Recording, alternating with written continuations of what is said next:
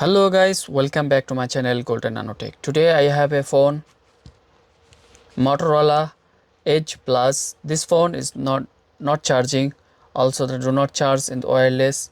I checked the charging socket is okay. Also battery is okay.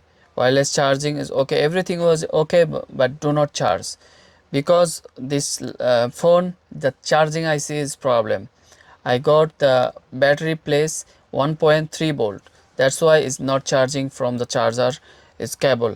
So when I plug it in the charger wireless, it's working perfectly. And now you can see phone is totally on and working very good. It's 10% charge now. So you can use the wireless charger for this and use wireless charger for this phone, and you can work it perfectly.